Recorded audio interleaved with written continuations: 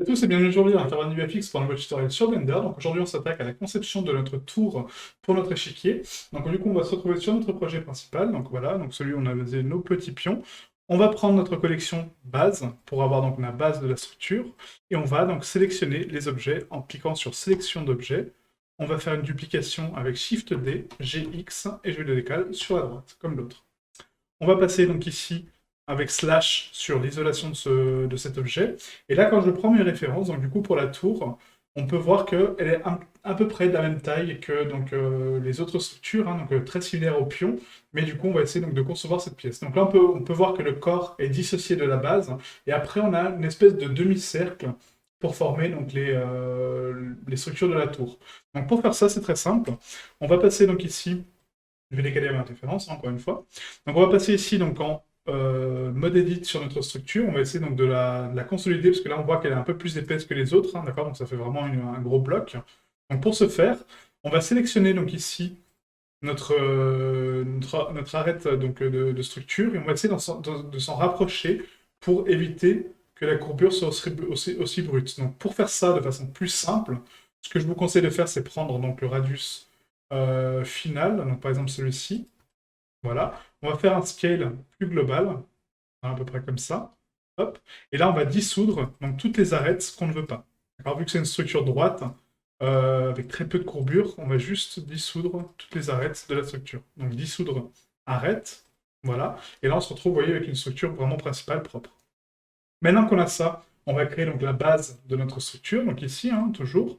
Donc là, on sélectionne donc la loupe du dessus, par exemple. Shift D pour dupliquer, P pour la séparer par sélection. Je repasse en mode objet, je sélectionne ma boucle seule, je la déplace un tout petit peu vers le haut, et là, je vais créer ma structure. Donc Q, rotation taille, origine vers géométrie, scale, on l'agrandit très légèrement. Donc là, je pense que c'est pas mal. Extrusion Z, donc en mode edit, hein. Donc on sélectionne tout le mesh. Extrusion Z 0.002, parce que là du coup elle est beaucoup plus fine que les autres, hein. Elle est similaire au socle. Et là on va faire donc une boucle CTRL-R centrale, scale qu'on agrandit un tout petit peu. On vérifie les normales, orientation de face, donc là on voit qu'elle est fausse, donc on sélectionne tout mon mesh, CTRL-N pour recalculer les normales. On sélectionne la boucle, et on va faire un CTRL-B, très léger, avec deux loupes, hein, voilà, supplémentaires, pour l'adoucir. Maintenant qu'on a ça, on va créer donc la structure de jonction. Donc là, ES 0.95, comme ceci. Pareil pour la base, ES 0.95. Voilà. On va fermer ces faces, donc face remplir par grille, qu'on décale donc de 4 fois, comme d'habitude. On sélectionne le centre, pareil, face remplir par grille. Et là, on consolide avec 4 fois, comme ceci. Donc maintenant pour la structure de la tour, donc cette pièce-là, on va la déplacer, en Q, rotation de taille, origine vers géométrie. On va la déplacer sur Z pour la fusionner avec l'autre. Voilà. Et là, on n'est pas trop mal. Maintenant, pour créer donc, la structure de la tour, on peut s'apercevoir que voilà, donc c'est une demi-sphère. Donc du coup, on va faire un Shift S, curseur à sélection, Shift A, Mesh. On va prendre donc une sphère UV. Cette sphère UV que je vais scale grandement. Voilà, qu'on va placer à peu près ici, hein. Donc du coup, la structure se pose parfaitement là, à peu près.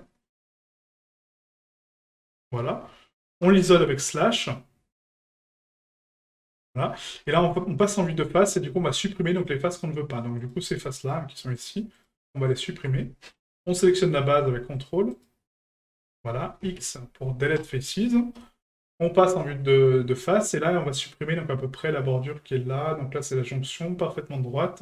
Donc, on va supprimer ces structures. Hop.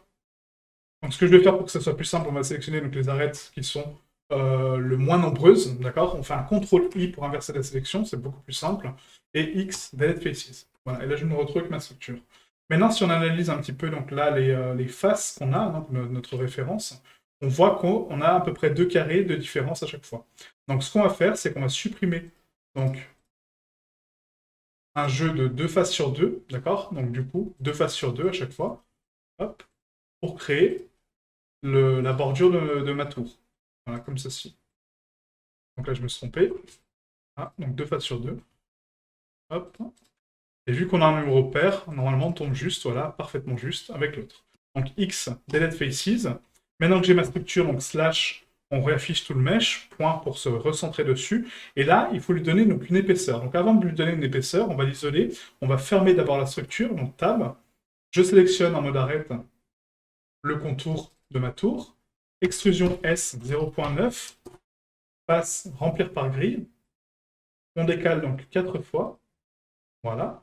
Et là, on va donc solidifier ces structures. Donc pour le Solidify, c'est un nouveau modificateur qu'on n'a pas encore vu. Donc on va appliquer la rotation, la taille, l'origine vers la géométrie pour recalculer ça.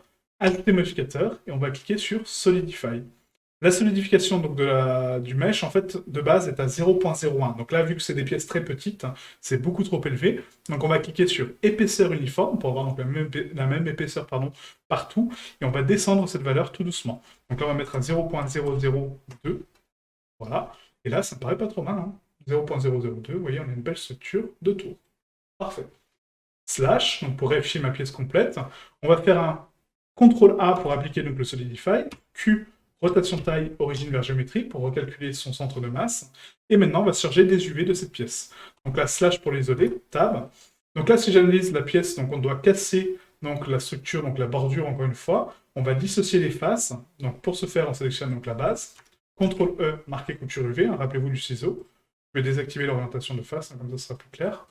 Là, on va casser donc tout le contour de notre structure.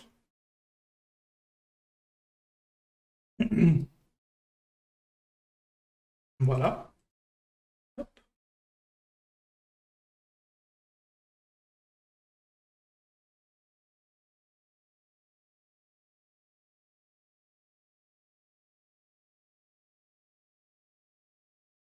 Comme ceci. Donc là, on va faire un CTRL E marqué couture UV. Maintenant qu'on a donc dissocié ces parties-là, donc là, cette partie-là sera une seule pièce, donc il faut la casser sur une des surfaces, hein, peu importe laquelle. Donc on va prendre un coin ici, c'est pas mal. CTRL E marqué couture UV. Et là, il faut que je casse donc non seulement ma bordure interne pour la dissocier, mais aussi les contours de ma muraille interne. D'accord? Donc là, on va faire un shift-clic. Voilà, donc on sélectionne tout le contour hein, tranquillement. Vérifiez bien votre sélection pour ne pas oublier d'arrêt, parce que sinon après, ce sera problématique pour le dépliage, et vous serez obligé de recommencer ou de revérifier votre géométrie. Alors, prenez le temps de faire votre sélection tranquillement. Et je vous dis après, donc les UV, c'est vraiment une question d'habitude. Une fois qu'on identifie bien les formes, on peut se permettre après de déplier ça comme on veut. Quoi. Voilà, donc CTRL E, marqué couture UV. Et là, je pense que je suis bon. Donc on va vérifier. Il me manque juste donc, les arêtes centrales, vous voyez, j'en ai oublié. Hop, voilà, donc, pour ma base. CTRL E, marqué couture UV. Voilà. On sélectionne tout le mesh, U, déplier. On repasse dans dépliage UV. Et là, j'ai bien, donc, vous voyez, mes 4 structures propres. D'accord? Il manque juste celle-ci, en fait, qui n'a pas été coupée. Je ne sais pas pourquoi. Donc, slash. On va voir pourquoi. Est-ce que j'ai pas marqué ma couture? J'étais persuadé de l'avoir fait. Bah si, pourtant. Elle est bien là. Donc, je vais sélectionner donc, le contour et faire un Q rectify, voilà, pour la rectifier. Parfait. On sélectionne tout, CTRL A, CTRL P. Cette bordure, je vais la mettre dans le bon sens, donc LR90, comme ceci, CTRL A, CTRL P. Et là, on a impacté nos îlots. Maintenant qu'on a fait ça, on va faire un W ombrage lissé. On va améliorer donc, la géométrie tout de suite, hein, comme ça sera fait. Donc là, on va mettre donc, une normale donc, à 89 comme d'habitude, hein, parce qu'on a des surfaces planes puisque c'est nos bases. On va créer donc les bévels de jonction. Donc là, pour les bévels de jonction, ce sont toutes les faces donc de couture, hein, donc toutes les coutures. Donc pour sélectionner toutes les coutures, on va ici donc dans sélection, en ayant sélectionné une couture, sélection, sélectionner donc similaire, et là on va prendre couture. Comme ça prend toutes les coutures. Maintenant, il nous manque toutes les bordures internes, d'accord? Donc on va faire un shift-clic pour sélectionner donc toutes les bordures internes.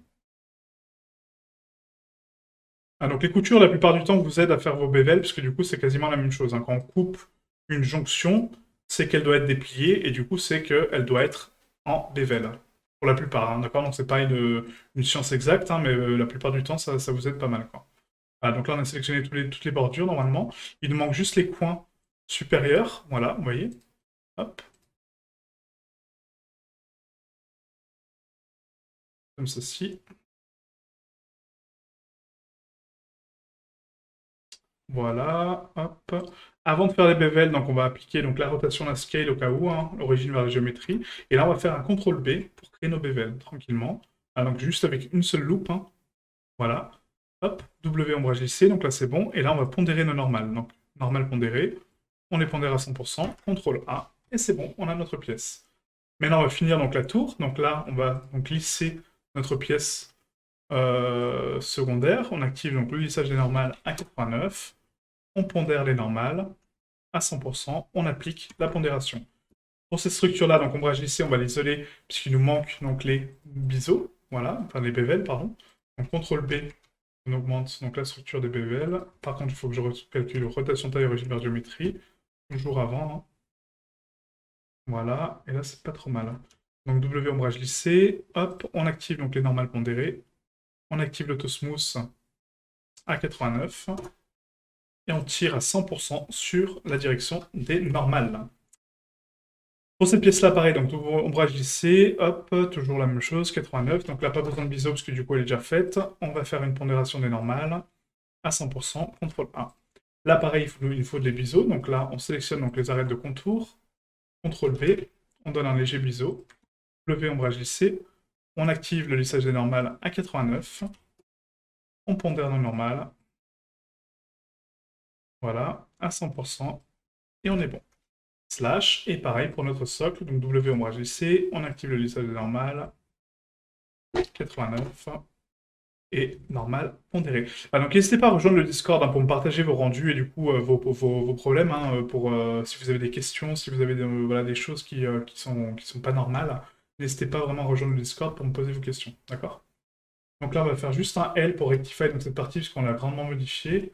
Voilà, CTRL A, CTRL P, hop, là pareil, donc là c'est bon, hop, là. Par contre, ces structures-là, vous voyez, en fait, donc là, par exemple, cette partie-là est vraiment trop petite par rapport à la structure globale. Donc, quand on va la recalculer, ce qu'on peut faire éventuellement pour la casser davantage, c'est de rajouter une loupe. Non, même pas. On va même pas rajouter de loupe parce que j'ai envie de garder une constance au niveau de la structure. Donc là, on va juste vérifier donc, les normales de cette structure-là, qui ne s'affiche pas. Pourquoi? Ah oui, je ne l'ai pas déplié. Donc là, on va faire un U déplié. Hop, voilà. CTRL A, CTRL P. Et là, on peut vérifier que, vous voyez, en fait, ma pièce est trop scindée. Donc, du coup, rappelez-vous, il faut effacer donc, les boucles qu'on ne veut pas. Voilà, que casser les bases. Hein. Donc, CTRL E, effacer couture UV.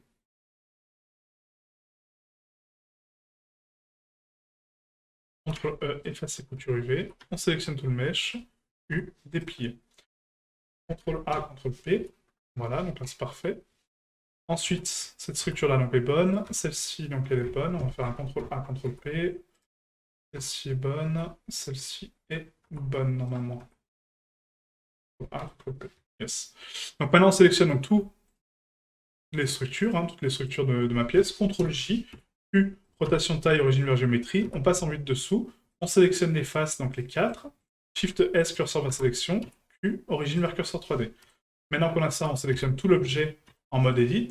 On sélectionne toutes les UV avec A, CTRL P, et on réimpacte le tout. Donc là, on peut voir que du coup, encore une fois, ça m'a fait des choses un petit peu étranges. Hein. Donc du coup, il ne faut surtout pas qu'on fasse ça. Alors attendez, du coup, je vais faire un CTRL A.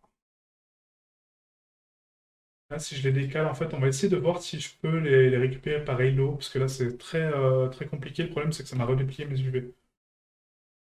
Donc là, je vais prendre mes bases. Faire un CTRL A, voilà, comme ceci. On va quand même faire un CTRL P, c'est pas grave. CTRL P, et puis du coup, on va sélectionner toutes les parties indépendantes, et du coup, les replacer nous-mêmes, hein, comme on a fait pour la dernière fois. Donc là, je vais prendre donc, toute une structure de pièces. Voilà, comme ceci. On va faire un CTRL plus pour tout sélectionner. Hein, voilà. Et là, je vais décaler tout ça. On va faire un scale à 1.5. Voilà, comme ceci. Je vais déplacer par là. On va sélectionner donc ensuite le reste. Donc B. Scale à 1.5. Voilà. On sélectionne donc les barres et on va les placer par ici.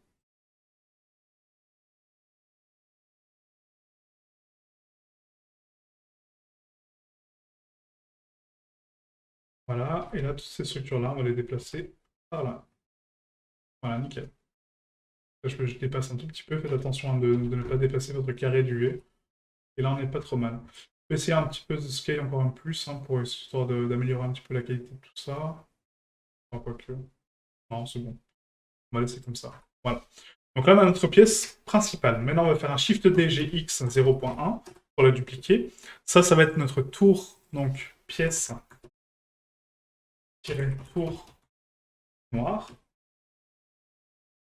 Et là, ça va être notre pièce tour blanche. Pièce blanche. Comme ceci. Donc là, on prend les deux pièces, on les isole, d'accord? Donc on va les mettre dessus. On va les dupliquer, Shift D GY 0.1 pour les dupliquer donc deux fois, parce qu'il y a deux tours hein, pour chaque entité. Et là, on va appliquer donc les matériaux. Donc là, ça va être donc les pièces noires. Voilà. Là aussi, pièces noires. Là, ça va être les pièces blanches. Hop, et pièces blanches. Comme ceci. Maintenant, on va les placer sur notre échiquier. Donc du coup, pour ce faire, on sélectionne l'échiquier, on sélectionne les positions des tours. Donc Shift S, curseur vers sélection. On sélectionne ma tour, Shift S, sélection vers curseur. Pareil pour le plateau ici, Shift S, curseur vers sélection. Shift S, sélection vers curseur. Pareil pour ça, hop, Shift S, curseur vers sélection. Shift S, sélection vers curseur. Et là pareil, Shift S, curseur vers sélection. Et Shift S, sélection vers curseur. Et voilà. On a placé nos tours. Donc la prochaine étape sera donc le fou, je pense, hein, du coup. Et après, il nous manquera donc le cavalier et le rendu final. Voilà, donc merci à vous d'avoir suivi cette leçon. J'espère que ça vous plaît. Donc n'hésitez pas à rejoindre le Discord pour me poser vos questions ou pour partager vos rendus, hein, pour voir un petit peu voilà, comment vous avez customisé ce tutoriel. Et je vous dis à demain pour la prochaine session. Ciao, ciao.